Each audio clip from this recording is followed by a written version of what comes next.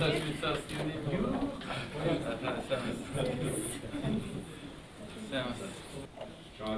монда безнең очрашуда президентыбыз Рустам Торгович катнаша, килгән Татарстан бердәм булып яшәргә тырышабыз дип шуңа күрә менә бу очрашуны бүген оештырдык.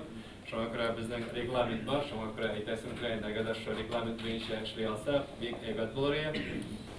Безнең өчен бу бик зур шатлык сезне Швейцариядә каршы алырга. Добрый вечер, все гости, Рустам Нургалиевич, господин консул Михаил Степанович. Мы рады вас сегодня приветствовать на нашей швейцарской земле. Сегодня мы хотели немножечко рассказать вообще о нашей небольшой истории, потому что наша организация «Юлдаш» всего 2,5 года, и создались мы по инициативе, вот как видите, достаточно молодого состава. На сегодняшний день, почему мы назвались «Юлдаш», в общем, вы знаете, конечно же. И на сегодняшний день среди нас 15 активистов, которые являются членами нашей ассоциации некоммерческой Татарной Башкир.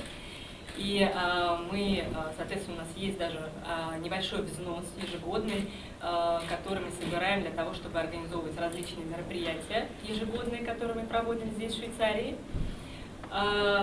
Хотелось бы сказать, что на сегодняшний день насчитывается по нашим данным и по регистрациям 150 человек татар, это те, о которых нам известно, потому что они предоставляли информацию, но мы предполагаем, конечно, что их гораздо больше. Естественно, мы в интернете хорошо присутствуем, у нас есть видео, мы ежегодно мы в день татарской кулинарии проводим мастер-класс по татарской кулинарии. У нас достаточно активно проходит сотрудничество с Альянсом Татар Европы. Вышло с предложением о том, что нужно объединяться и поддерживать друг друга. На сегодняшний день друг друга друзей, мы друг друга очень хорошо поддерживаем большой активной командой. Мы человек, который начал эту традицию еще в 2010 году, Усман Багузель, организовал показательные выступления, в том числе судьей был, да? Да. Вот. Потому что Сабантуй на сегодняшний день, вот, у нас собирается больше 400 человек. Последние 2 года у нас порядка 400 человек собиралось. И в каком месте все это происходит? Добрый вечер, уважаемые гости.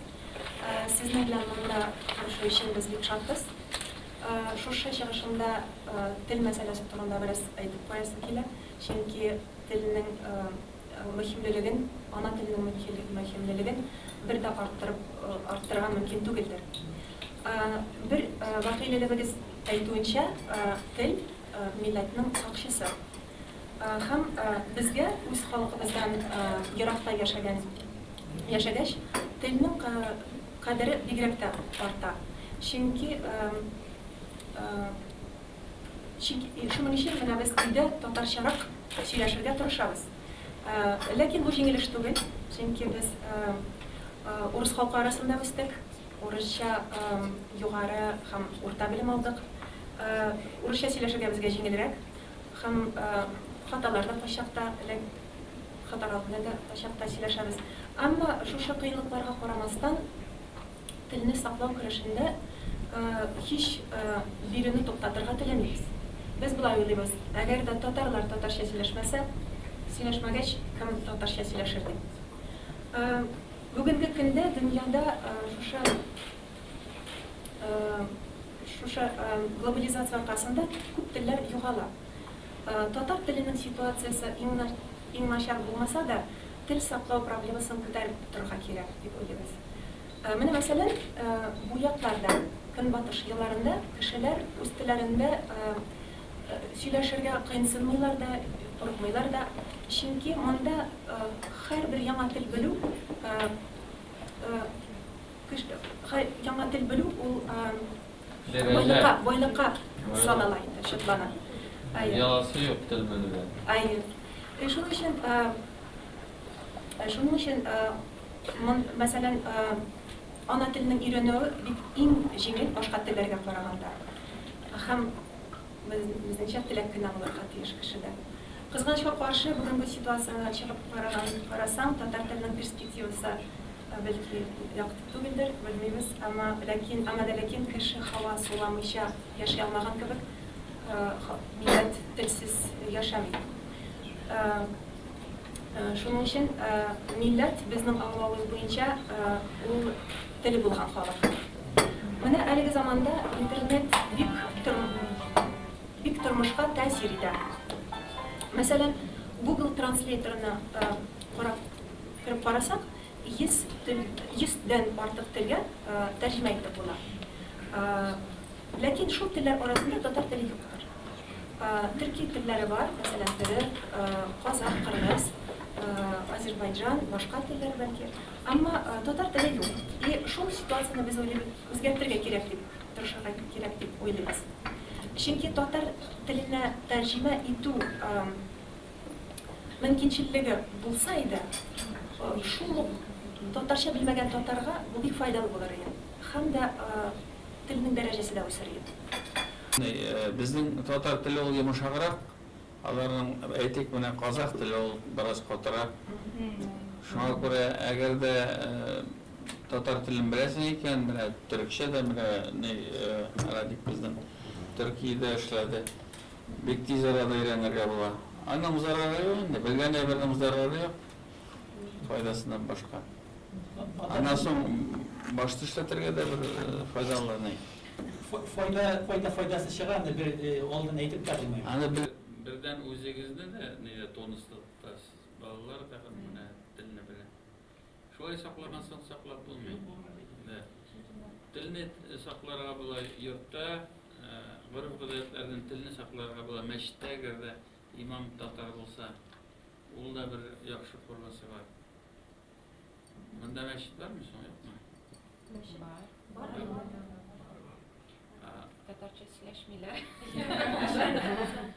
Без шундый карарга килдек. Татарстанда мәчетләрдә бөтенләй агач татарча бар. Мәскәүдә бuna Равил Гайдәштин урысча укыйлар. Но әгәр дә шулай эшләмәсәң, телнең кирәклеген ясарга кирәк. Әгәр тел кирәк дип санамасаң, кайда булмасаң, аның кирәге юк дип уйлый башлар. Шуңа күрә аның кирәклеген тудырырга кирәк.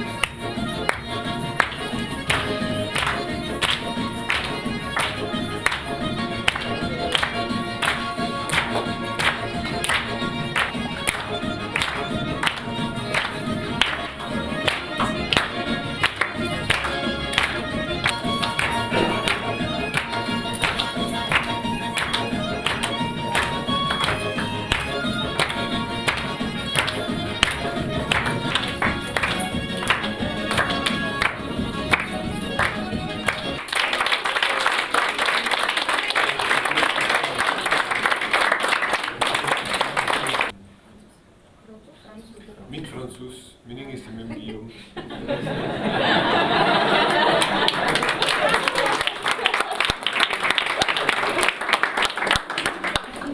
Мин күбезә уйнарга һәм әзерләргә яратам.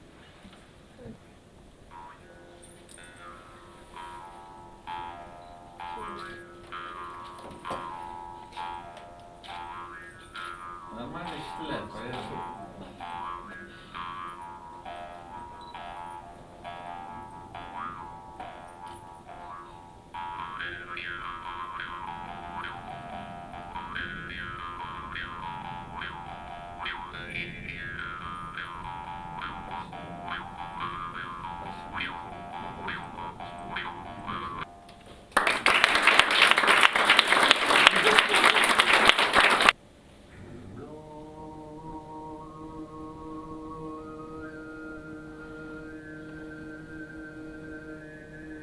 Җыелып менә шундай татар, башкорт кешеләре французларны үзләренә тартып, шундай ниләр оештыргач бик яхшы инде.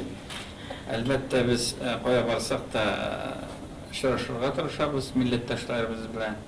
Нинди генә илдәме, региондамы, шуңа күрә безнең үзебездән башка бер кешегә дә безнең телебез дә, нибез дә кирәк түгел, шуңа күрә әгәр дә үзебез шөгыльләнсәк, менә глобализация чагында күп кенә телләр, милләтләр юкка чыга. Шуңа күрә нинди мөмкинлек бар, безгә шул мөмкинлекләрне кулланырга кирәк. Сезгә бик зур рәхмәт. Менә шулай җыелып, киемнәрне, гореф-гадәтләрне, бәйрәмнәрне бергә аралашып, ризыкларны,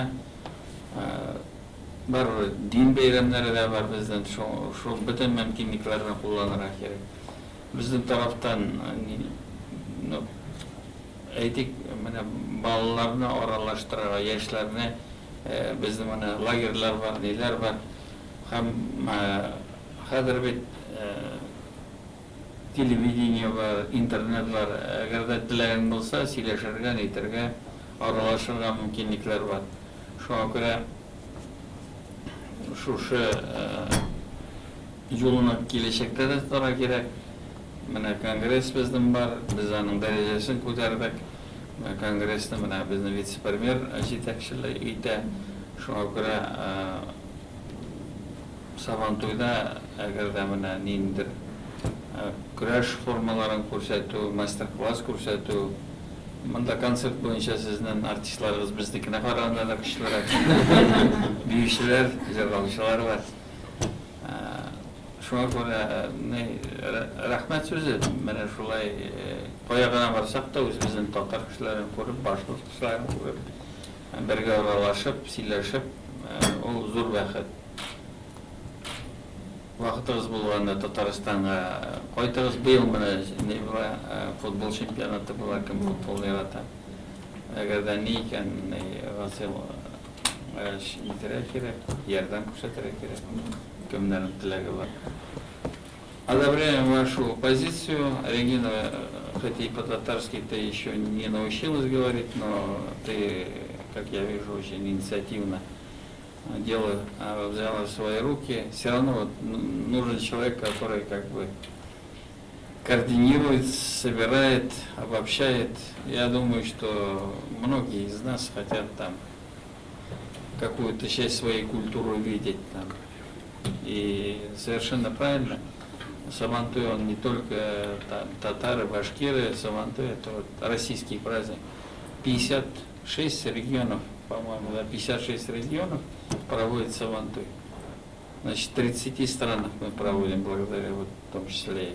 Может быть, ваши Сабантуй не такие большие, но вот судя по видео, которые вы показали, у вас полноценно и, значит, и с мешками бегаете, и с ложками, и канат перетягиваете. Очень хорошо.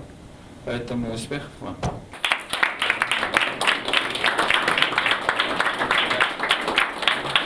Таким красивым. Как Байкал.